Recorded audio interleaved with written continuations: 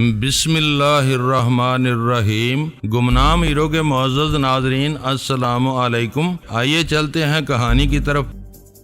Doctor نے میری طرف مسافے کے لیے ہاتھ بڑھایا، بولا السلام علیکم۔ وہ بڑے خلوص سے مسکرا رہا تھا۔ عمر اس کی یہی کوئی 35 سال ہوگی۔ رنگ اس کا سانولا سا تھا اور سفید کوٹ اسے اچھا لگتا تھا۔ وعلیکم السلام ڈاکٹر، میں آپ کا شکر گزار ہوں کہ آپ آ گئے۔ دراصل میرے پیٹ میں درد نہیں ہے، میں آپ سے ملنا چاہتا تھا۔ میں صبح سے یہاں پڑا ہوا ہوں، مجھے معلوم ہونا چاہیے کہ مجھے یہاں کون لایا ہے، کیسے لایا ہے اور کیوں لایا ہے۔ میں کوئی مشین کا پرزہ تو نہیں ہوں۔ یہ کیا ہو رہا ہے میرے ساتھ؟ ڈاکٹر ہارون نے مسکراتے ہوئے کرسی میرے پلنگ کے قریب کھسکا لی، بولا اگرچہ یہ سارے سوالات ایسے ہیں جن کا جواب صرف ڈاکٹر دومن ہی دے سکتے ہیں، مگر پھر بھی میں آپ کو بتا دوں مسٹر گیاس کہ یہ سب کچھ آپ کی مرضی کے مطابق ہوا ہے۔ آپ امریکہ آنا چاہتے تھے، اس کے لیے آپ کا پاسپورٹ بنوایا گیا،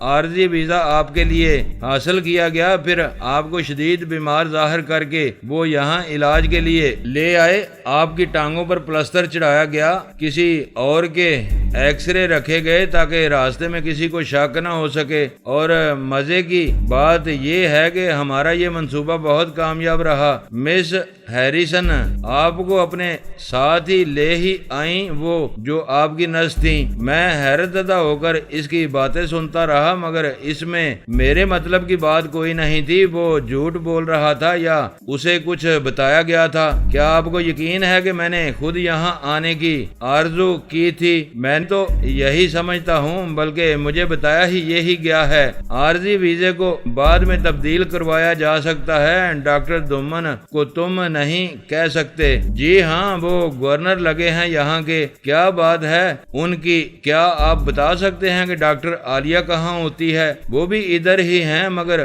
ان کا زیادہ وقت گھر پر ہی گزرتا ہے۔ وہ اسپتال نہیں آتی ہیں، یہ پرائیویٹ کلینک ہے۔ پام روز اس کے تمام اخراجات دومن صاحب برداشت کرتے ہیں۔ یہ چیریٹی اسپتال ہے۔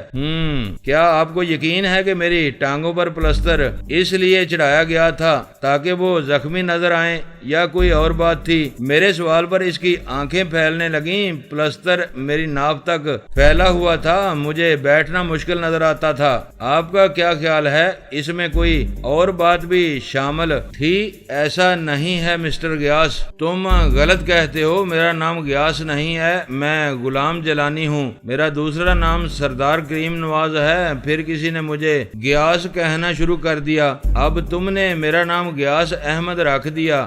آخر کیا مذاق ہو رہا ہے میرے ساتھ؟ دیکھیں، آپ کے لیے بہتر یہی ہے کہ آپ اطمینان سے بیٹھیں اور یہاں وقت گزاریں۔ سیزر آپ کی خدمت کرے گا، آپ کے لیے اس کی قطعاً کوئی گنجائش نہیں ہے، سمجھے آپ؟ ہم جو کچھ کہہ رہے ہیں اس پر عمل کرنا ہوگا۔ یہ سان فرانسسکو ہے، باہر نکلیں گے تو آپ پر مصیبتوں کے پہاڑ آ گریں گے، پھر کوئی آپ کی مدد نہیں کرے گا۔ سنبھال کر رکھو سیزر، دوبارہ ہم میں سے کسی کو بلانے کی کوشش نہ کرنا۔ یہ کہہ کر ہارون ایک دم کرسی سے اٹھ گیا اور دروازے کی طرف مڑنے لگا۔ سیزر اس کے دائیں ہاتھ کھڑا تھا اور میں یہ دیکھ رہا تھا کہ اس نے ہارون کی آخری بات سنتے ہی ایک ہلکا پھلکا سا بائیں ہاتھ میں تھام لیا تھا اور اس پر سائلنسر لگا تھا۔ آپ فکر نہ کریں سر، اب آپ کو زحمت نہیں دی جائے گی، سیزر بولا۔ ڈاکٹر اس وقت تک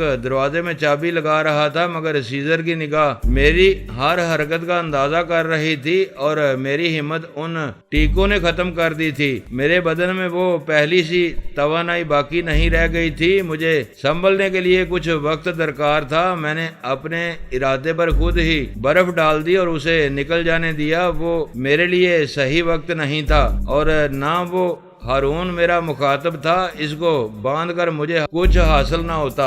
ڈاکٹر باہر نکلا تو سیزر نے دروازہ مقفل کر دیا، پھر اس نے پستول پتلون کے اندر پھنسا لیا اور مجھ سے مخاطب ہوا، مسٹر گیاس بہتر ہے کہ آپ اب آرام کریں، آپ بہت تھک گئے ہوں گے۔ میں بھی دوسرے کمرے میں جا رہا ہوں، یہ کہہ کر وہ عقبی دیوار تک جا پہنچا اور دروازہ کھول کر باہر نکل گیا۔ مجھے اس نے دوسری بات کرنے ہی نہیں دی۔ میں بھی اس کے رویے کو دیکھ کر پریشان ہو گیا تھا۔ وہ صرف حکم کا غلام تھا، اسے کسی اور بات سے قطعاً کوئی غرض نہیں تھی۔ کمرے میں کھڑکی صرف ایک ہی تھی، باہر کی دنیا سے میرا رابطہ صرف اسی کھڑکی سے ممکن تھا، مگر اس سے مجھے کیا مل سکتا تھا؟ میرے شب و روز کی اذیتیں اور بڑھ گئی تھیں، میرے پیپل کی چھتر چھاؤں اور زیادہ چھدری ہو گئی تھی، تقدیر میرا ساتھ چھوڑتی جا رہی تھی، میرا کوئی بھی پھول امید کے مزار پر نہیں چڑھ رہا تھا۔ مجھے یقین تھا کہ اس پلستر میں رکھ کر وہ کوئی ایسی چیز امریکہ لے آئے ہیں جو عام حالات میں ہرگز نہیں لا سکتے تھے۔ مجھے احساس تک نہیں ہوا تھا کہ انہوں نے میری ٹانگوں کے بال اس حد تک مونڈ دیے ہیں۔ خدا جانے وہ میرے بھٹکے ہوئے وجود تھے کیا کرتے رہے تھے۔ آدمی بے ہوش ہو جائے تو پھر چاہے اسے سمندر میں گرا دو، اسے کیا پتا چلے گا کہ کیا ہو گیا ہے۔ اچانک مجھے خیال آیا ہو سکتا ہے وہ اس پلستر میں دبا کر پاکستان سے ہیروئن لے آئے ہوں۔ یہ خیال آتے ہی میں ایک دم بستر سے اٹھ گیا۔ اس کا مطلب یہ تھا کہ وہ مجھے بدترین قسم کے جرم میں پھنسا کر خود الگ ہو جانا چاہتے تھے۔ ڈاکٹر دمن نے سوچا ہوگا کہ میں اگر کہیں پھنس گیا تو وہ خود ہی مجھ سے بھگت لیں گے، اس کا نام تو کہیں نہیں آئے گا، وہ تو کاغذات میں کسی بھی جگہ مذکور نہیں تھا، نہ کوئی اور، یہاں تک کہ ولسن بھی اس سے اپنا دامن چھڑا سکتا تھا اور مس ہیریسن کہہ سکتی تھی کہ وہ میرے ساتھ نہیں ہے، صرف انسانی ہمدردی کی بنا پر وہ میرا خیال رکھ رہی تھی۔ کئی بہانے بنائے جا سکتے تھے، لیکن ایک بات ظاہر تھی کہ وہ میری ٹانگوں پر کوئی اس قسم کی چیز باندھ لائے تھے اور مجھے انہوں نے شدید بیمار ظاہر کر رکھا تھا، اور اب میرا یہ حال تھا کہ میرے پاس اپنی شناخت کے لیے کوئی چیز موجود نہیں تھی، نہ ویزا، نہ پاسپورٹ، نہ کوئی اور کاغذ۔ وہ سب کچھ ان کے پاس تھا اور وہ اس تک مجھے کبھی نہ پہنچنے دیتے۔ اب انہیں بیٹھے بٹھائے ایک بڑا معتبر اور بہت ہی بیمار کیریئر مل گیا تھا اور مال انہوں نے میری ٹانگوں سے بڑے آرام سے الگ کر لیا تھا۔ خدا جانے وہ چیز امریکہ میں کتنے کروڑ میں بکی ہوگی، کوئی کیا کہہ سکتا ہے، میں تو اس کا اندازہ ہی نہیں لگا سکتا تھا۔ یہ سب کچھ میرے لیے ناقابل برداشت تھا، مجھے تو میرے اپنے ہی دکھ چین نہیں لینے دیتے تھے۔ ایک وہ غم نصیب آسیہ تھی جس نے ایسا لباس سوگوارا پہن لیا تھا کہ خوشی اس کے لیے اجنبی بن گئی تھی۔ میں اس کی رہائی کی کوشش کر رہا تھا، اس کے دن رات برباد ہو کر رہ گئے تھے، پتہ نہیں اسے کتنی اذیتیں دی گئی ہوں گی۔ یہی حال آبی کا تھا، وہ کہتے تھے کہ وہ اندھا ہو گیا ہے، اندھا تو وہ پہلے ہی سے تھا، ورنہ وہ میرے پیچھے نہ لپکتا، میرا ساتھ نہ دیتا، وہ مجھے پیرے کامل سمجھتا تھا، بالآخر تباہ ہو گیا، میں اس کے کسی بھی کام نہ آ سکا، اور اب اگر اس کی بصارت ضائع ہو گئی تھی تو یہ کوئی انہونی بات نہیں تھی۔ عشق میں یہی کچھ ہوتا ہے، اور وہ میری محبت میں مبتلا تھا۔ وہ راندہ درگاہ آبی، اسے میرے سوا کچھ سوچتا ہی نہیں تھا، مجھ سے بچھڑا تو وہ آسیہ کا دامن پکڑ بیٹھا، مگر اس کی محبت بھی اسے راس نہ آئی۔ وہ بالآخر اس کے پیچھے چلتا ہوا جیل جا پہنچا اور اب وہ اپنے حصے کے دکھ جھیل رہا تھا۔ کتنے کمزور دکھائی دے رہا تھا۔ وہ اس روز کہتا تھا، یہ تمہاری مہربانی ہے جیلانی کہ تم مجھے پیسے دے رہے ہو، پگلا کہیں کا، پیسہ تو ہاتھ کا میل ہے، اور تجھ سے میں کیا کہوں ابھی، پتہ نہیں تو کیا سوچ رہا تھا، اس وقت تو سمجھتا تھا میں نے کوئی جیل والوں سے مل کر مہربانی کی ہے، مگر تجھے کیا پتا کہ جیل میں تو غلام جیلانی جا پھنسا۔ بولیا اسی مرنا نہیں تے قبر پیا کوئی ہور، مگر تو اس رمز کو نہیں سمجھ سکے گا ابھی، تیرے جسم پر پڑنے والے ہر کوڑے کی ضرب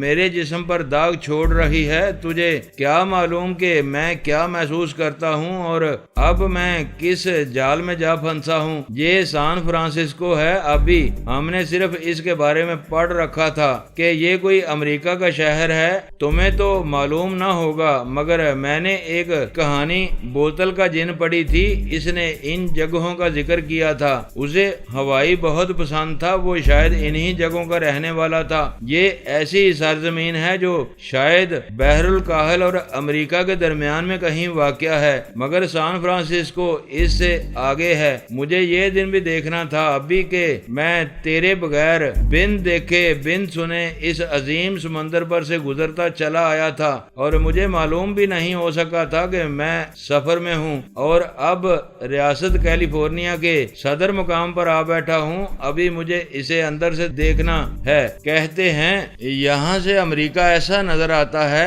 جیسے کوئی عورت سر کے بل کھڑی ہو، نہ اس کی سمجھ میں آتا ہوگا کہ چیزیں یوں الٹ کیسے ہو گئیں، نہ وہ سمجھتی ہوگی کہ وہ کیسی نظر آ رہی ہے۔ میرا بھی یہی حال ہے۔ مجھے سان فرانسسکو دیکھنا ہے، مگر ابھی تو یہ کمرہ ہی میرے لیے پورا امریکہ بن گیا ہے۔ میں تصور کر سکتا ہوں ابھی کہ یہ شہر کیسا ہوگا، لوگ کیسے ہوں گے، ان کی سوچ کیسی ہوگی۔ یہ ہوٹلوں، کلبوں اور تھیٹروں کا شہر ہے، یہی سنا ہے، مگر ابھی میں اسے کیسے دیکھ سکتا ہوں۔ ایک تیری اذیتوں کا خیال آتا ہے، اپنے مرنے کا انتظار، ہفتے کے دن یاد آتے ہیں جو میرے سامنے کھڑے ہیں تو مجھے جرجری سی آ جاتی ہے۔ پتہ نہیں دومن نے میرے بارے میں کیا سوچ رکھا ہے، میرے لیے کیسی کیسی وحشیانہ سزائیں اس نے تجویز کر رکھی ہوں گی۔ ابھی تو میں کچھ بھی نہیں کہہ سکتا ہوں، ابھی میرے دن بہت ہی گنے چنے ہیں۔ مجھے یہی نظر آتا ہے، مجھے یہاں سے باہر نہیں نکلنے دیں گے، مجھے یہی لگتا ہے، مگر شاید غلام جیلانی اس بحران سے بھی نکل جائے کہ ابھی اس کی ہمت نہیں ٹوٹی ہے، ابھی موت کی آرزو وہ نہیں کرتا ہے کہ ابھی باہر دھوپ نکلی ہے اور آسمان پر کسی کسی جگہ بادل بھی دکھائی دیتے ہیں۔ یہ بادل نچڑنے لگے تو زمین پر پھر سے بہار آ جائے گی۔ ابھی میرے مرنے کے دن تو نہیں ہیں، ابھی مجھے زندہ رہنا ہے، مگر کیسے؟ یہ بات میری سمجھ میں نہیں آتی ہے کہ میرے اور تیرے درمیان اب ہزاروں میل کا فاصلہ پیدا ہو چکا ہے۔ یہ فاصلہ عبور کرنا کوئی آسان کام نہیں ہے، اور وہ ڈاکٹر ہارون کہہ گیا ہے کہ باہر نکلو گے تو تم پر مصیبتوں کے پہاڑ آ گریں گے اور کوئی تمہاری مدد کو نہیں پہنچ سکے گا۔ یہ کیا ہو گیا ہے دوست؟ کچھ سمجھ بھی سکا ہے تو؟ مگر نہیں، ہم سب تقدیر کے ہاتھوں بے بس ہیں، ورنہ کہاں میں اور کہاں سان فرانسسکو۔ دن کا پتہ نہیں یہ کون سا وقت تھا، سگریٹ کا سارا پیکٹ میں تقریباً ختم کر چکا تھا۔ دھوپ ڈلنے لگی تھی کہ اچانک مجھے اپنا بدن ٹوٹتا ہوا محسوس ہوا۔ میں ایک بار پھر بستر سے اٹھ گیا۔ کوئی چیز اچھی نہیں لگ رہی تھی، جمائی پر جمائی آنے لگی تھی۔ اس سیزر سے یہ بھی نہ پوچھ سکا کہ آج تاریخ کیا ہے، اور یہی سب سے بڑی خرابی کی بات ہوئی جب میں ہوائی جہاز میں بیٹھا تو اس روز مئی کی 3 تاریخ تھی۔ ان لوگوں کی باتوں سے یہی معلوم ہوتا تھا، اور آج پتہ نہیں کیا تاریخ تھی۔ میرا بدن ٹھہر ٹھہر کر سن ہونے لگا تھا، سر پر بال تو کوئی نہیں رہ گیا تھا، شاید دوبارہ اگ رہے تھے، مگر پھر بھی سر کی جلد کٹتی ہوئی محسوس ہوتی تھی۔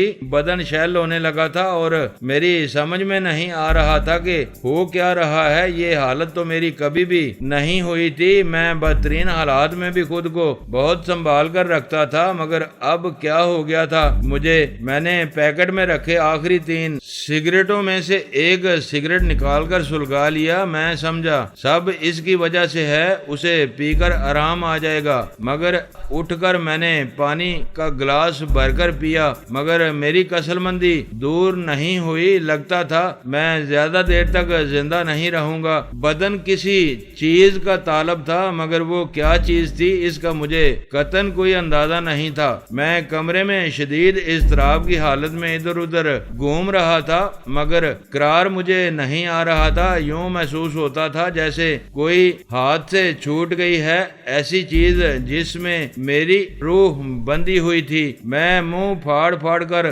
جمائیاں لے رہا تھا، سگریٹ بھی جلائے دیتا تھا، اس کا دھواں بیکار معلوم ہوتا تھا۔ یہ کیسی میں خانہ ہے، میں کیا کروں، کدھر جاؤں؟ تنگ آ کر میں نے سیزر کا دروازہ کھٹکھٹا دیا۔ وہ کچھ ہی دیر بعد دروازہ کھول کر میرے سامنے آ ٹھہرا۔ وہ شاید سو گیا تھا، نیند اس کی آنکھوں میں ابل رہی تھی۔ یس پلیز، کیا بات ہے؟ میں ذرا دیر کے لیے سو گیا تھا۔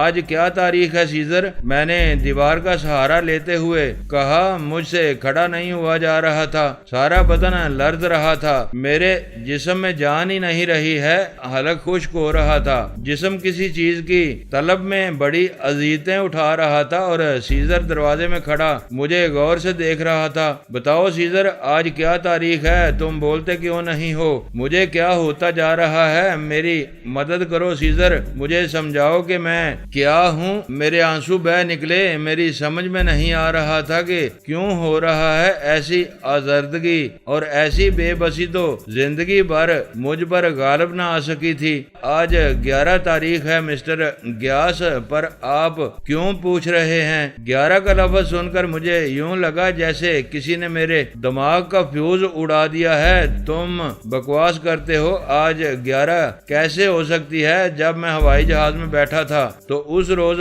3 تاریخ تھی، میرے 8 دن کہاں چلے گئے؟ اس کا مطلب یہ ہے کہ تم 8 دن تک بے ہوش رکھا۔ اوہ نو، ایسا نہ سوچے مسٹر گیاس، آپ بیمار ہو گئے تھے، مجھے کیوں جگا دیا ہے آپ نے؟ میں شاید مر رہا ہوں سیزر، مجھ سے کھڑا نہیں ہوا جاتا ہے۔ میں نے دیوار کا سہارا لے رکھا تھا مگر وہ بھی بیکار ثابت ہو رہا تھا، اور میں ایک دم فرش پر بیٹھ گیا۔ جیلانی کو وہ پوری طرح برباد کر چکے تھے، پتہ نہیں وہ مجھے کیسی کیسی دعائیں دیتے رہے تھے جس کی وجہ سے میں بے بس ہو کر رہ گیا تھا، ورنہ میں ایسا تو نہیں تھا یارو، میں تو ایک دنیا سے ٹکرا جانے کی ہمت رکھتا تھا۔ میرے حوصلے کی انی کبھی اس قدر سرنگوں نہیں رہی تھی۔ کیا یہ سب ڈاکٹر دومن کی وجہ سے کیا گیا تھا؟ اس گیس نے تو مجھے نکارا کر ہی دیا تھا، مگر اس سے آگے کیا ہوا وہ مجھے سان فرانسسکو تک لے آئے۔ سیزر نے میرے دونوں ہاتھ پکڑ لیے، وہ میری نبضیں دیکھ رہا تھا۔ اچانک اسے کچھ خیال آیا اور وہ مجھے سہارا دے کر پلنگ تک لے گیا۔ بولا، آپ فکر نہ کریں، میں ابھی آپ کو دوا دیتا ہوں، پریشان نہ ہوں۔ یہ کہہ کر وہ الماری کی طرف بڑھا اور اس کا تالا کھول کر اس نے ایک ڈبے میں سے ایک کیپسول نکالا اور پانی کا گلاس لے کر وہ میرے پاس آ گیا۔ یہ کیپسول کھا لیں مسٹر گیاس، آپ ابھی ٹھیک ہو جائیں گے، آپ کے لیے ڈاکٹر نے یہی دوا تجویز کی تھی۔ یہ کہہ کر اس نے کیپسول میرے منہ میں ڈال دیا اور پانی کا گلاس مجھے دے کر بولا، یہ کھا لینے کے بعد ابھی کوئی آدھا گھنٹے میں آپ کو کھانا بھی کھلا دوں گا۔ آپ نے دوپہر کا کھانا بھی تو نہیں کھایا۔ میں نے پانی کا گلاس خالی کر کے اسے دے دیا۔ وہ بڑے غور سے میرے چہرے کی طرف دیکھ رہا تھا۔ میرا خیال ہے کوئی 5 منٹ بعد میرے دل کی دھڑکن معمول پر آ گئی اور وہ تشنج کی کیفیت آہستہ آہستہ زائل ہونے لگی۔ اب مجھے سگریٹ کی طلب محسوس ہو رہی تھی۔ وہ شاید سارے ہی مرحلوں سے آگاہ تھا۔ اس نے مجھے سگریٹ سلگا کر دے دیا۔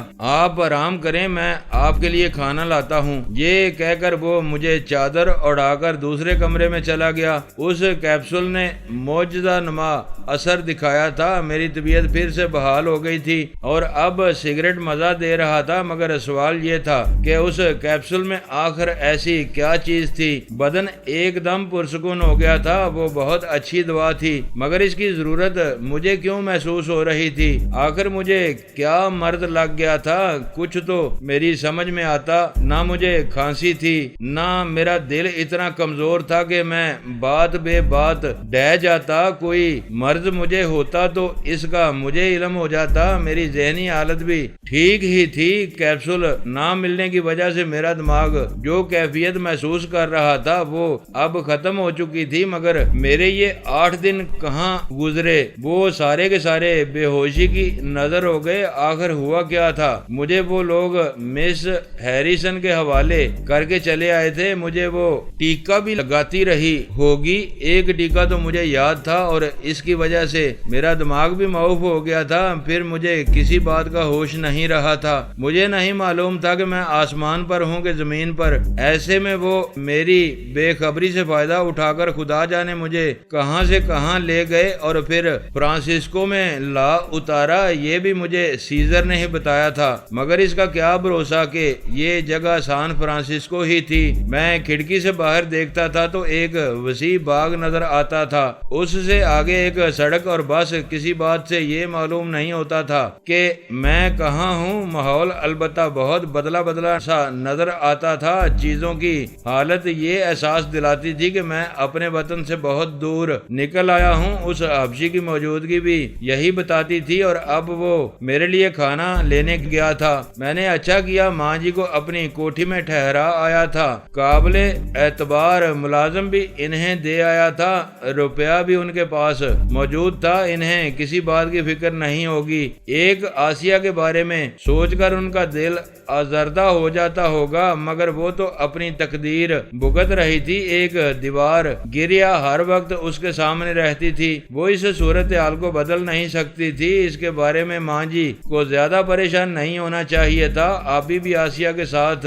ہی بند تھا، اور یہ اچھی بات تھی۔ آسیہ اس پر بہت بھروسہ کر سکتی تھی، مگر سوال یہ تھا کہ میں کس عذاب میں پھنس گیا ہوں۔ اس ڈاکٹر دومن اور عالیہ نے تو مجھ سے ایسا انتقام لیا تھا کہ میں بے بس ہو کر رہ گیا تھا، اور ابھی پتہ نہیں ان کا منصوبہ کیا تھا۔ مجھ سے وہ اور کیا چاہتے تھے؟ مجھے یقین تھا وہ مجھے جان سے نہیں ماریں گے۔ ابھی وہ میرے بہت سے اعضاء پر اپنا حق ملکیت استوار رکھتے تھے۔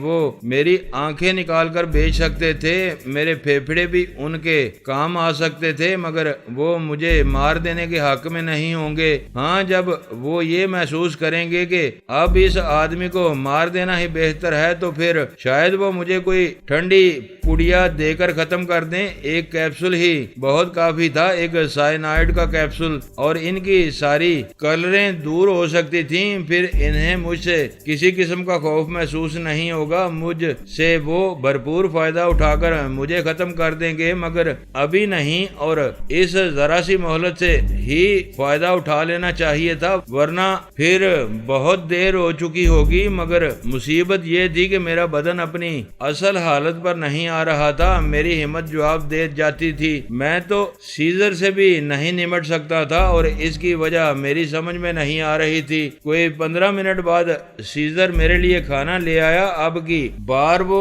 ڈھیر سارا گوشت ساتھ لایا تھا، چمچے، کانٹے، پلیٹیں، ٹرے، کھانے کا سامان، سب کا سب اس بات کی گواہی دے رہا تھا کہ وہ امریکن کھانا ہے۔ میری بھوک اچانک ہی عود کر آئی، اور میں کھانے میں جت گیا۔ کہیں یہ سور تو نہیں ہے مسٹر سیزر؟ میں سمجھا نہیں۔ میں پوچھتا ہوں کہیں خنزیر کا گوشت تو نہیں ہے؟ اوہ نو، یہ بھیڑ کا گوشت ہے۔ مجھے معلوم ہے کہ آپ سور کا گوشت نہیں کھاتے ہیں، ڈاکٹر ڈومن بھی نہیں کھاتے ہیں۔ مجھے پتا ہے وہ بکری اور بھیڑ کے گوشت کو ترجیح دیتے ہیں۔ تم نے بتایا نہیں کہ مجھے کیا مرض تھا۔ میرے یہ 8 دن کہاں گزرے مجھے نہیں معلوم۔ ڈاکٹر ڈومن یہی کہتا تھا کہ آپ بیمار تھے، ان سے تم میری ملاقات نہیں کروا سکتے۔ ہو جائے گی، ملاقات بھی ہو جائے گی۔ اب تمہاری طبیعت کیسی ہے؟ اب میں ٹھیک ہوں، اس کیپسول نے اچھا اثر کیا ہے۔ ویسے مسٹر ڈاکٹر عالیہ بھی آپ کو دیکھنے آئی تھی، وہ آپ کے بارے میں بہت پریشان تھی۔ وہ عالیہ کے بارے میں بات کر رہا تھا،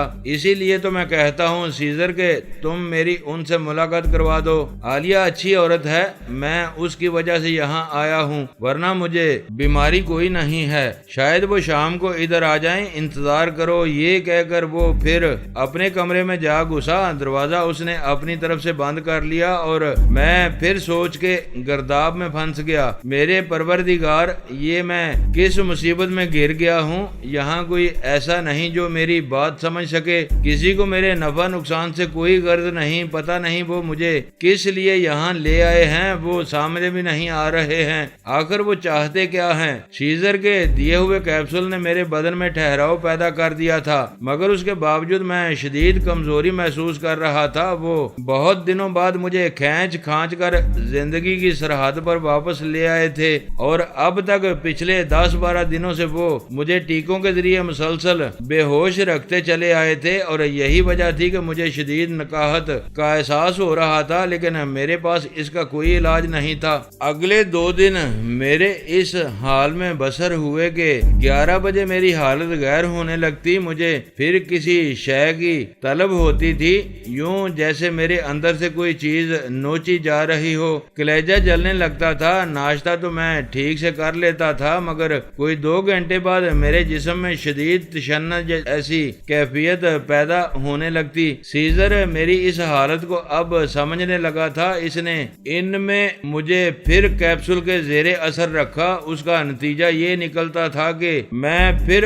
ہلکورے لینے لگتا اور میں ایک عجیب سے بے کیف سرور میں آنے لگتا۔ وہ ایسا سرور تھا جس کو میں لفظوں میں بیان نہیں کر سکتا۔ اس سے میرے لیے کوئی مفر بھی نہیں تھا۔ کئی بار پوچھا بھی مگر وہ مجھے کوئی تسلی بخش جواب نہ دے سکا، یوں ہی آں باں شاں کر کے رہ جاتا تھا۔ اس کے لفظوں سے میری تسلی کہاں ہوتی تھی۔ تیسرا دن بھی یوں ہی گزر گیا۔ وہ صبح و شام میری خدمت میں مصروف رہتا تھا۔ شاید اسے کوئی اور کام تھا ہی نہیں، صرف میری حفاظت کے لیے وہاں تعین کیا گیا تھا۔ اندازاً وہ ڈاکٹر بھی پھر نہیں آیا اور میں نے بھی اس کے بارے میں سیزر سے نہیں پوچھا۔ شاید وہ مجھے کوئی صحیح بات بتانے پر آمادہ ہی نہیں تھا اور اس کے خلاف میرے دل میں نفرت بڑھتی چلی جا رہی تھی۔ اس نے شاید یہی سمجھ لیا تھا کہ میں بڑا ہی گامڑ قسم کا آدمی ہوں جسے وہ جس طرح چاہے نچا سکتا تھا۔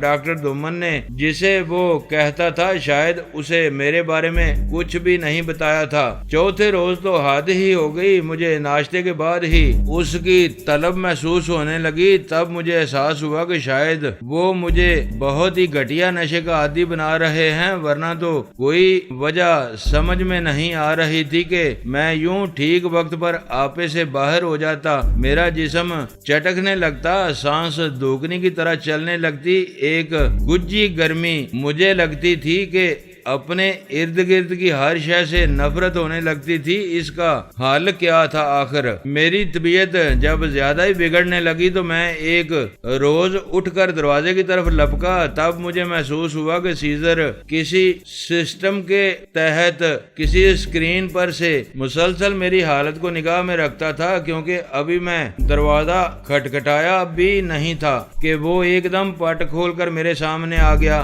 ہیلو فرینڈ، کیا بات ہے؟ طبیعت تو ٹھیک ہے نا؟ میں میز کا سہارا لے کر راستے میں ہی رک گیا۔ تمہیں معلوم ہے سیزر میں کون ہوں؟ میں نے اپنا سلگتا ہوا سانس لیتے ہوئے کہا۔ مجھے اس سے شدید نفرت محسوس ہو رہی تھی، مگر وہ آنکھوں کے اس رنگ کو سمجھ نہ سکا۔ معلوم ہوتا ہے پھر تمہاری طبیعت خراب ہو گئی ہے۔ لو یہ کیپسول کھا لو، ٹھیک ہو جائے گی۔ میرے سوال کا جواب دو، جانتے ہو میں کون ہوں؟ او ہیل ود اٹ، پتہ نہیں تم کس نالی کے کیڑے ہو، کھاؤ یہ لو پانی۔ اس نے کیپسول میرے منہ تک لاتے ہوئے کہا۔ گلاس اس کے بائیں ہاتھ میں تھا اور نلکا اس نے کھلا چھوڑ دیا تھا۔ میں یہ کیپسول نہیں کھاؤں گا۔ کمینے، تم مجھے نشے کا عادی بنا رہے ہو۔ کتے، کیا سمجھتے ہو مجھے؟ تم جانتے ہو میں کون ہوں؟ گندے چوہڑے نیگرو۔ میری آواز ایک دم بلند ہو گئی۔ وہ میری یہ کیفیت دیکھ کر مسکرانے لگا، بولا تم ہوش میں نہیں ہو،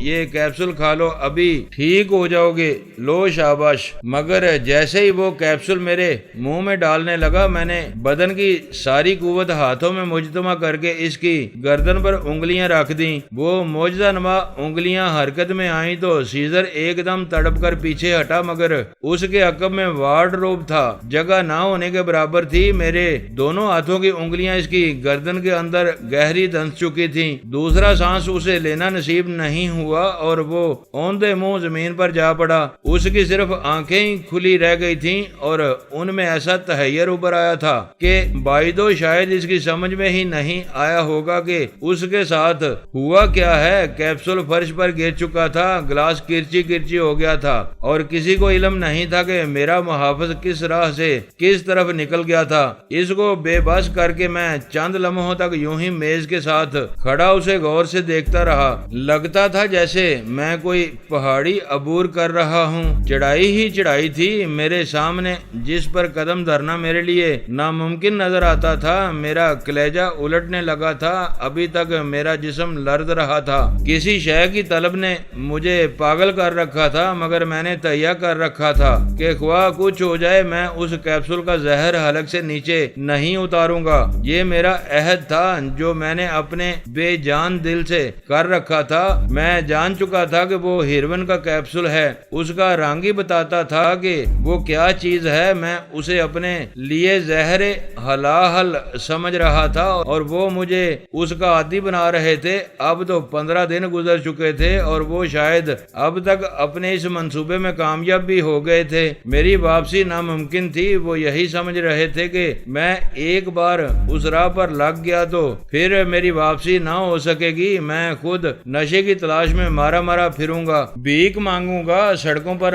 आवारा फिरकर एक कैप्सूल के लिए अपना सब कुछ हार दूंगा। मगर वो जिलानी को नहीं समझते थे। वो मेरे इरादे की पुख्तगी को नहीं जानते थे। हालांकि नशा जिस पहली चीज को तबाह करता है वो आदमी का इरादा ही है। इस दीवार को वो सबसे पहले गिरा देता है। मगर उस रोज मैंने तहैया कर रखा था कि ख्वाह कुछ भी हो जाए मैं वो कैप्सूल नहीं खाऊंगा। मगर कोई चीज ऐसी थी जो मुझे मुसलसल उस कैप्सूल की तरफ धकेल रही थी और वो बड़ी पागल कुव्वत थी। उसके सामने हमाला ऐसा पहाड़ भी होता तो वो भी रेजा रेजा हो जाता। वो बड़ी मीठी छुरी थी जिससे इन्होंने मुझे ज़बह कर देना चाहा था। मैंने वो कैप्सूल फर्श पर से उठाया और उसे मेज पर रखकर खोल दिया। इसकी दवा अब मेरे सामने थी। वो नस्वारी रंग की दवा जो जिस्म में उतर कर आदमी को रेजा रेजा कर देती है, आदमी को ऐसा सुरूर देती है जो